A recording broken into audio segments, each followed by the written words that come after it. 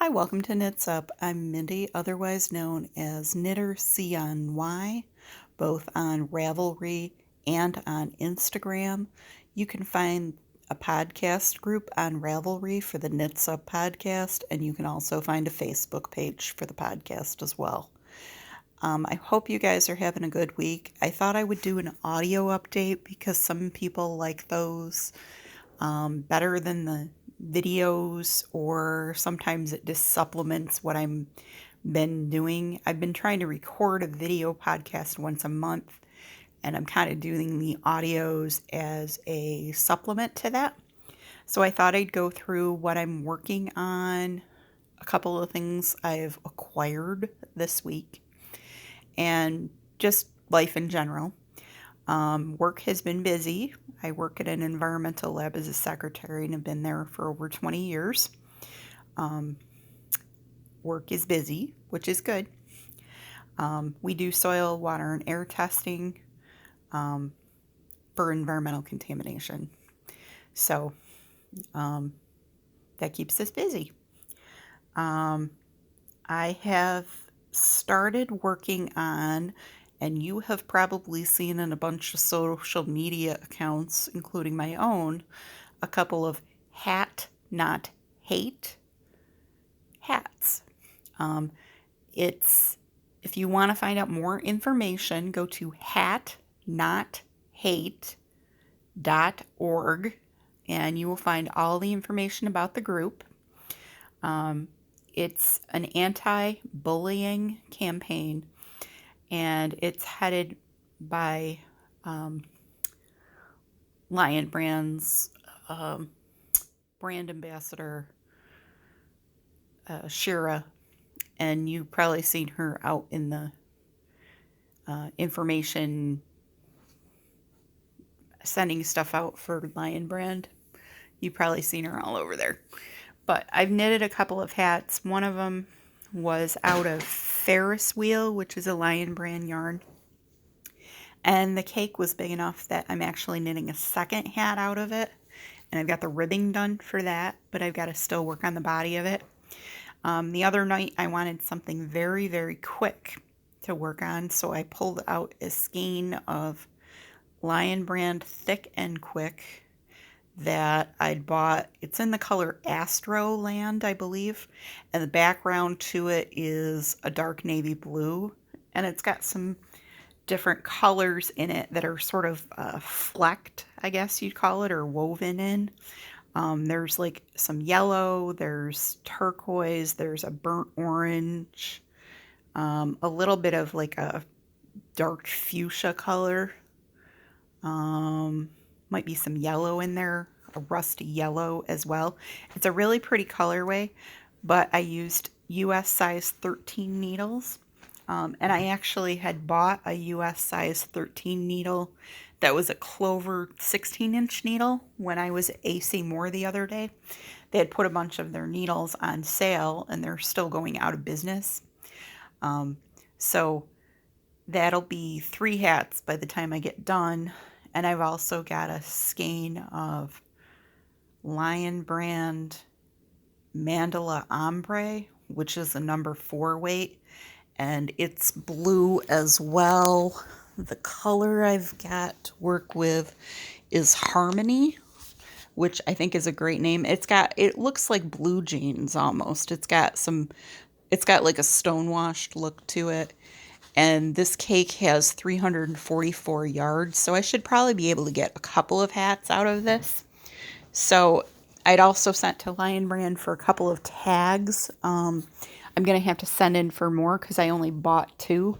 I think they were like 50 cents a piece or something like that. You don't have to send them. You don't have to buy the tags in order to send them hats. But if you're able to, you can order the tags, and they didn't charge me any shipping or anything on them. They just put them in a postage paid mailer, and like a bubble envelope, and sent them. So, and they arrived very quickly, like within a couple of days from New Jersey. So that's what I've been working on there as far as hats. I am continuing to work on my Peyton's Croy socks. That's what I pulled out tonight. And I am, maybe about 5.5 to 6 inches into the body of the sock. I knit cuff down socks with a turned heel and a heel flap and gusset, and a wedge toe. It was the first sock that I ever learned how to knit, and I memorized the pattern. I probably knit about 10 or 15 pairs of socks over the years, but I got enough yarn to knit about 37 pairs of socks, I think was what the count was. It completely fills one of those plastic totes. And some of the yarn was stuff I bought when I went to Canada a few years ago for a birthday trip. And it coincided with their big ball sale. But I also went inside the store, the Spin Right factory outlet store that's in Listowel, Canada. I'm probably mispronouncing that terribly. Listowel, Ontario. And they had a lot of the new Patons Kroy colors that hadn't come to the States yet, so I picked up a bunch of those. I sort of seem to be rotating projects. I'm also working on a crochet cardigan that is out of Karen Simply Soft Paints that's probably 7 years old. I can't remember what the colorway is, but it's sort of this brown color, but it looks brown from far away. When you come up on it, it's purple and blue and brown, and there's some green or gray in there. It's hard to explain. It's almost like the Socks That Rocks Raven series that came out years and years ago, where it was almost like it was over dyed, is the only way I can explain it. But it looks really pretty. I'm working on one of the fronts of that, but haven't really watched that too much. It's from a Craftsy / Blueprint class, Easy Crochet Cardigan, and it's the Delaney cardigan that's in the class materials. And I guess the final project that I'm working on is a hat. I started it maybe last month, and I pulled it out again last night because I made the mistake of watching the evening news. Don't do that. Really. If you don't need to watch the news, don't. It was like, okay, I'm waiting for hoofbeats here. It's really not that bad. We're not China or Italy, but we're prepared. So anyways, that's all I'm going to talk about on that. So this hat is really interesting. It is yarns that would not normally go together. I had a skein of pretty, it's not rough, but it would be more classified as rustic, from Mount Savior Monastery in Pine City, New York. Many, many years ago, I did an audio episode of where I visited there. I had borrowed a friend's car. He was teaching at Elmira College at the time. I borrowed his car and went up to the monastery because it's outside of Elmira, New York. And they have sheep. They have Scottish blackface sheep, I believe is what they are. So I think it's a cross between a Scottish Highland sheep and Merino, maybe? Somebody will correct me on this, but it was a Scottish blackface sheep, I think was what the breed was. They'll basically eat anything, so they had switched from dairy farming to sheep farming because it was more ecologically sound, and it was easier to control sheep than cows. I don't know if they're still doing that. I'm assuming they are.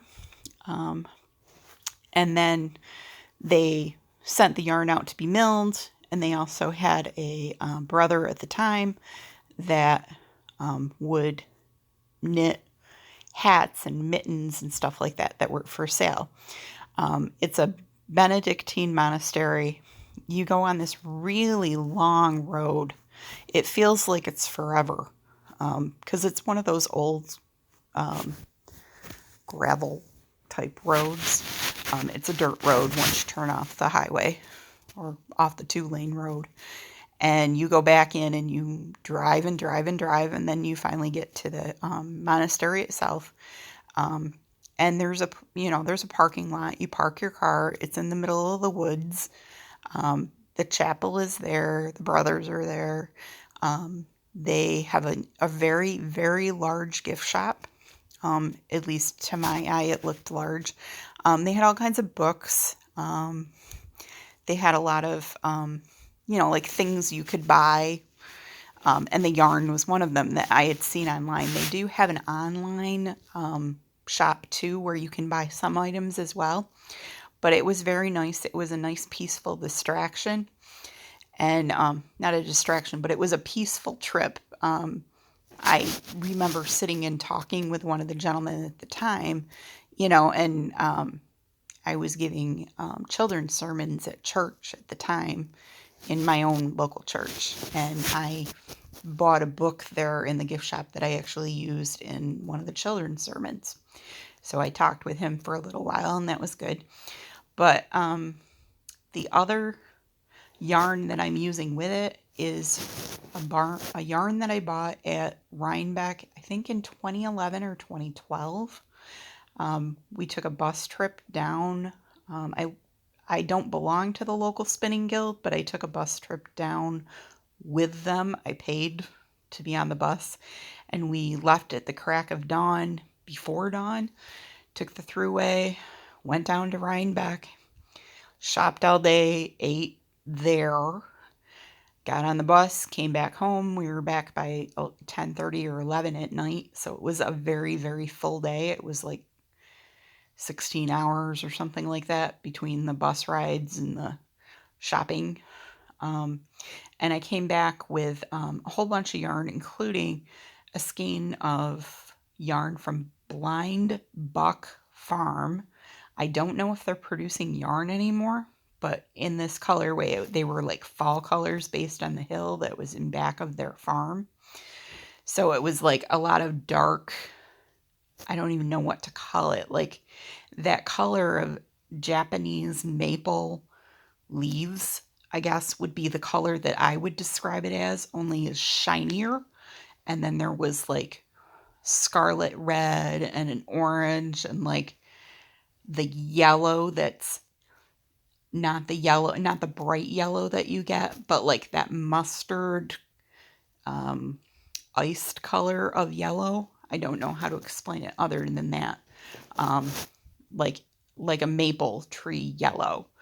If you've ever been to Rhinebeck, you've seen that yellow. It's almost luminescent in the trees that are there. And they are all in that one skein of yarn, and it has wool in it, and I think it has a silk content too, so that's why it's so smooth, and it's got that like really nice shine from the silk.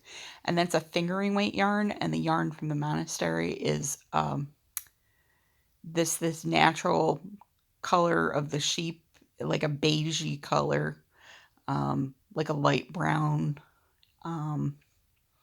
almost a natural color, I guess you'd call it, but not that ivory color, but more towards the brown end.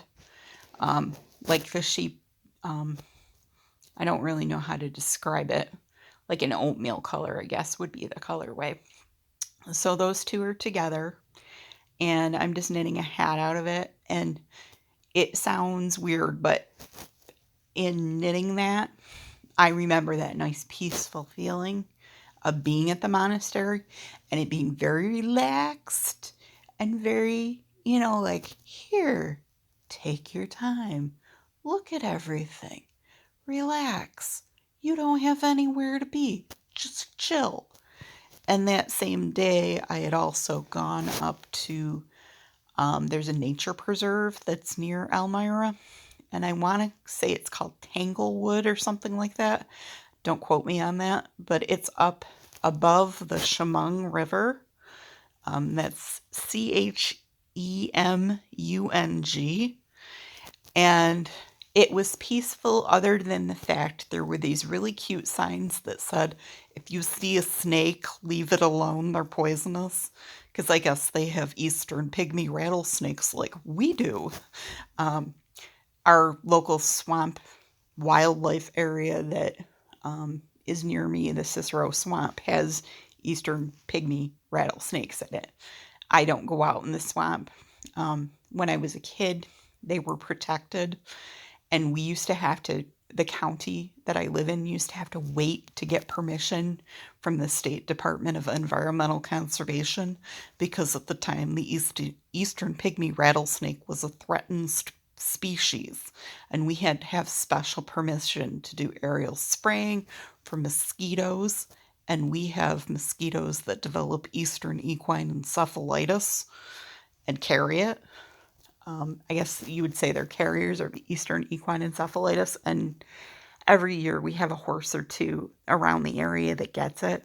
We also have a swamp area north of the lake, along the north side of the lake, called Toad Harbor, that also gets spraying, but that's a different county.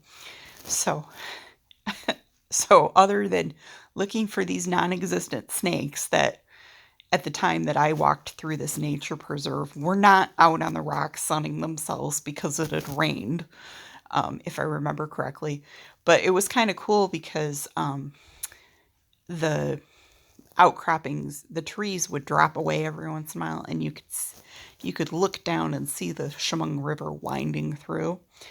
But what was also cool is in that area is Corning, New York. If you're familiar with Corningware, that's where it originally was made. And you can still go on a tour. There's a Corning Museum of Glass that's there. I highly recommend that to go to. But there's also, there's what they call I can't even remember what they call it. Like a gliding hill, I guess you would call it.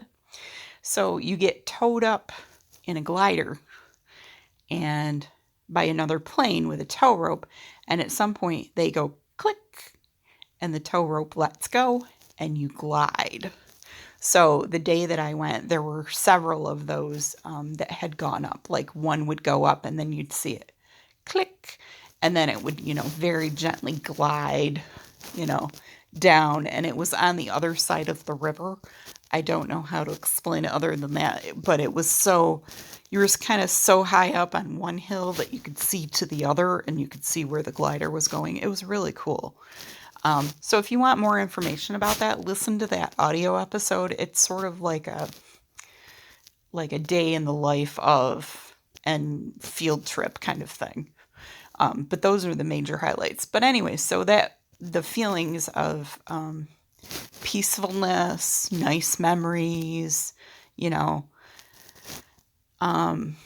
relaxing, being in nature, connecting with people, that sort of thing was what I associate emotionally and mentally with that yarn. I don't know if you guys do that at all. So, like I said, after watching the evening news last night, I decided I'm pulling out that hat. I'm working on it for a while.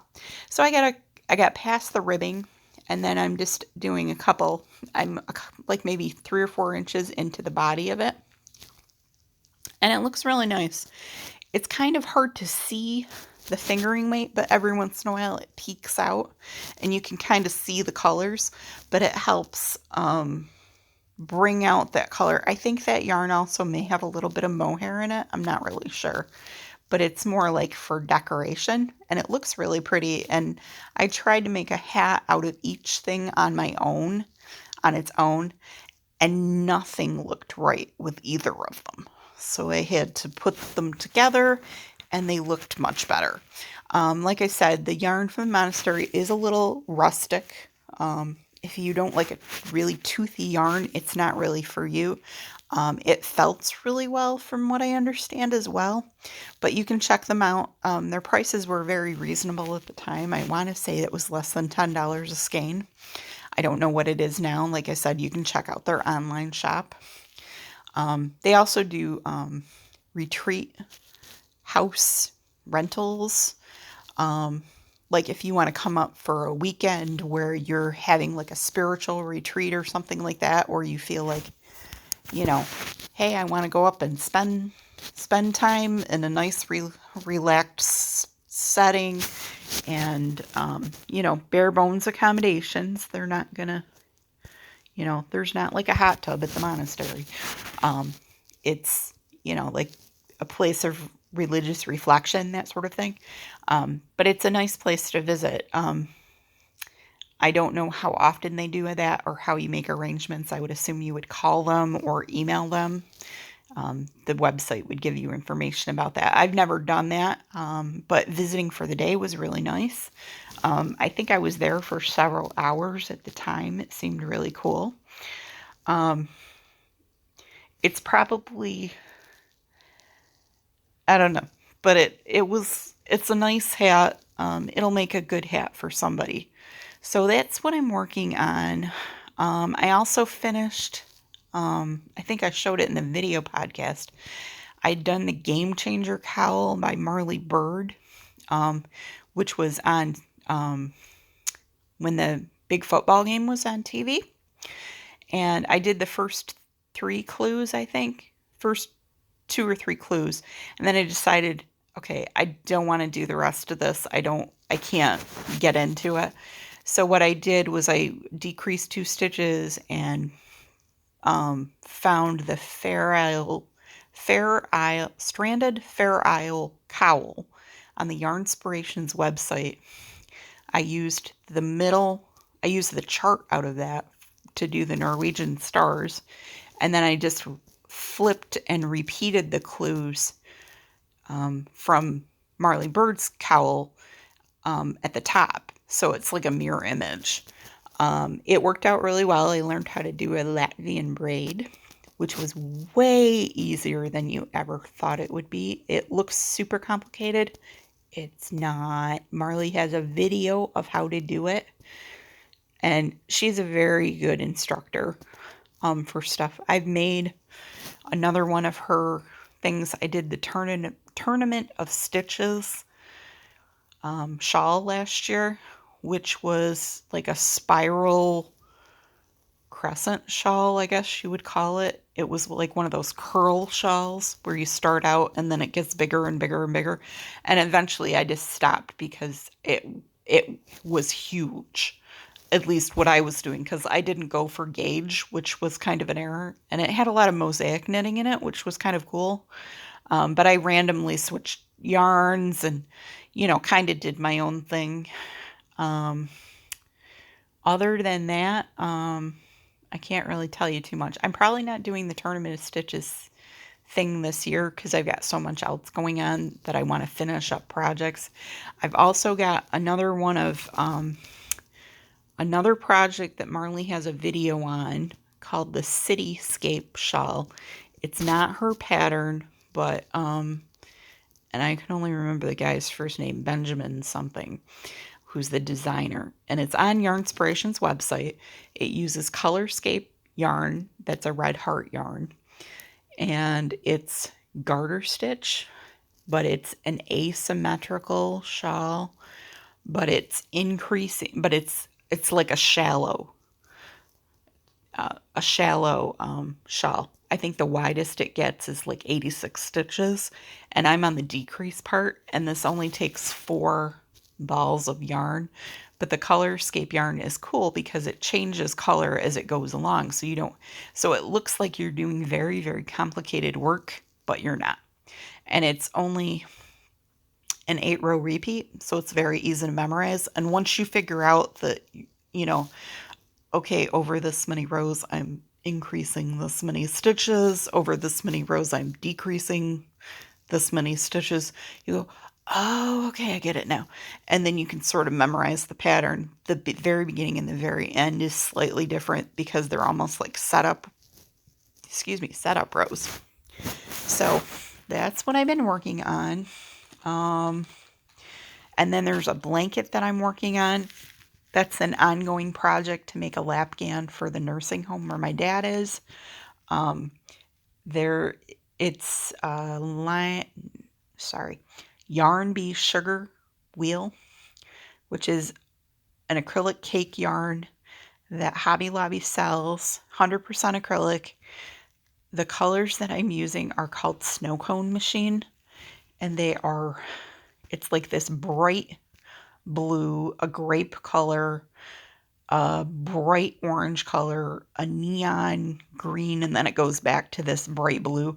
Well, they're all the kinds, if you can imagine getting a snow cone in the summer and they're getting that flavored syrup that is that color, that's exactly what the colors are that you see. So they look really, really odd together, but somehow really, really good.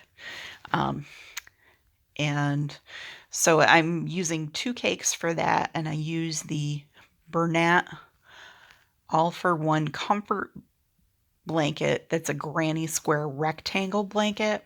There's also a Crochet Crowd video on the All-for-One Bernat All-for-One Comfort blanket. It normally calls for Bernat Pop, and it's a full-size blanket. To make a smaller lapgan, I use 2 skeins. Although I do have plans to do a larger one because I did buy 6 skeins of Bernat Pop when it was $1.99 a piece at Ollie's in the, I'm trying to think, Sunset Surprise colorway or something like that. It's got like, it looks like a sunset. And for $12, I could make a full-size granny square Afghan, which I haven't made for myself. That was like a month and a half ago, maybe a month ago I bought that. And then the other thing that I bought when I was at AC Moore the other day was they had all their yarns are now 50% off. So it was kind of slim pickings. It's a lot of their chenille type yarn that was their answer to Bernat Blanket. They've got tons and tons and tons of that. They've got tons and tons of their own chunky acrylic yarn. They've got tons of their Pound of Stitches. That's their equivalent to Pounds of Love yarn that has an easy start tab in it. And then they also had a lot of their worsted weight balls of yarn. I don't think they had much Red Heart left in my particular store. It varies from store to store, but they have brought in new stuff from their warehouse lately. So you may want to check out AC Moore if you feel like it. I got a skein of homespun that was $3.50. And I had a skein of this colorway. I think it's called Ambrosia, maybe. It's this weird bright pink fuchsia sort of color, but tampered down with some purple in it. And I can make a baby blanket with it. I can make a shawl with it with 2 skeins. With 1 skein, you're kind of limited in what you can do. And then the other yarn that I picked up, because I've never worked with it, but now that I'm doing some more crochet, I thought I would try it, is the ZZ Twist yarn from Lion Brand. Most yarn is spun so it has an S twist. When you look at it, it twists, and I'm trying to do this correctly. It twists. Okay, it's looking to me like it twists in an S twist. I don't know what that means, but it twists in an S twist. I guess if you were holding a skein so that you were holding a piece of yarn so that one end was at the bottom, like my starting sock yarn, my twist twists down, I guess. And then with a Z twist, it twists the other way. I don't know how to explain it. Basically, regular yarn is, an S-twist yarn is spun one way so that it twists around one way, and the Z-twist is twisted the other. I'm not sure which is which because I don't really spin all that much. I usually spin on a spindle, and I always spin to the right and I ply to the left. I think I'm, when I spin to the right, I'm spinning an S-twist ply, and I think when I'm plying to the left, two S-twists to the left, I'm Z-plying it, I guess would be how it would be. Somebody who's a spinner, please comment. Please bring this up in the group. Show me what it is, because I don't know. And I don't want to give you wrong information. But anyways, so this ZZ Twist yarn was mainly marketed towards crocheters with the idea that you could crochet and the yarn wouldn't unwind itself as you were trying to crochet. Because when you go into crochet, the motion that you do of putting it over the crochet hook is opposite the way you normally lay the yarn over a knitting needle. When you normally knit, at least in the United States, you come from under the needle and go over the top of the needle to the back. When you crochet, at least in the States, it might be different someplace else, I go from the back of the crochet hook, lay it over the top of the crochet hook, and pull my loop through. So I'm pulling it around and towards me when crocheting, and I'm pulling and pushing away the yarn away from me over the needle when I'm knitting. So because the motion is different for crochet, a lot of times when you crochet, you wind up actually untwisting an S-ply yarn, versus if you're using this Z-ply, hopefully you're not untwisting it because it's already twisted to resist that. So I'll have to try this out and see. I don't know if, I just bought one skein of like a royal blue. I was figuring I could always make another hat, not hate hat, or just do a regular hat or something with it. I think it's a lightweight 3, if memory serves, 100% acrylic.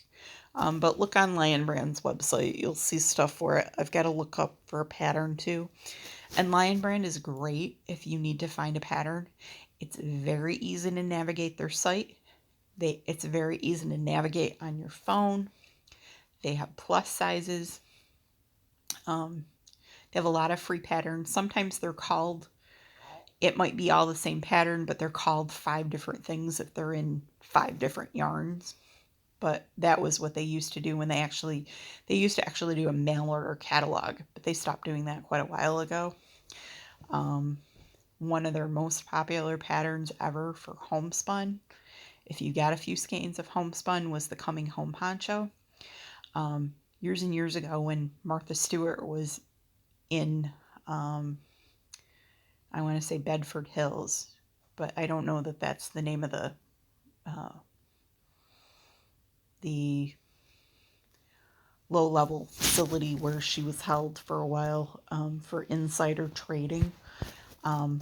Was one of the women who was incarcerated with her gave her a poncho before she left, and she wore that when she came home, so it was called her homecoming poncho.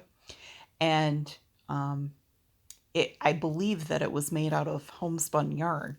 Lion Brand never said that, but they basically figured out it was like a granny square poncho kind of thing, and they quickly came out with a pattern. It was one of their most downloaded patterns ever. And ironically, years later, Martha Stewart actually did a line of yarn for Lion Brand with 4 or 5 different kinds of yarn that were branded with her name on it, and her blue, that robin's egg blue that is on all of her products. It was nice yarn. I used some of it. Some of it had merino in it, and a mix. It was like an acrylic merino mix that was really nice soft colors. I think there was like a cotton type yarn too that might have been a blend that was really nice. There was that Mambo yarn, the Mamba yarn that looks like brain for the brain hat comes from there. And then there was a 4th yarn that I forget exactly what it was, like maybe like a tinsel type of yarn. It looked like it literally looked like tinsel. I bought some when it was on clearance at Ollie's years and years ago. It was so long ago that my goddaughter, who's now 8, was riding, I think, in the cart, in the little carrier in the cart, like sitting in the front of the cart. And, I was like, okay, what kind of scarf yarn do you want? And, she liked the colors, if I remember this story correctly, which I might not be. But I made a scarf out of it, and it was literally like knitting with tinsel. I will never ever do that again. Hobby Lobby has a similar tinsel type yarn. It's just not my wheelhouse, not my aesthetic. I tend to like really nice soft acrylic yarn, or nice anti-pilling acrylic, or something with a bamboo, or something with a cotton.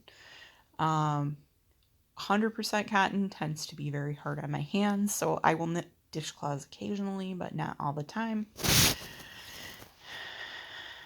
I'm babbling. So we're going to end this here.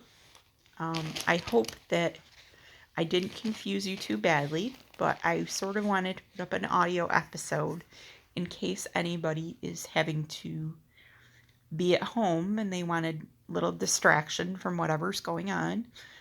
Whether that's because you're on spring break and you need something to listen to that's amusing. Sometimes I'm amusing, sometimes I'm not. But I hope that you can relax for a little while and remember that the crafting is a good thing to fill your time and to produce something great, whether for yourself or for somebody else, or just for purely your visual and processing pleasure.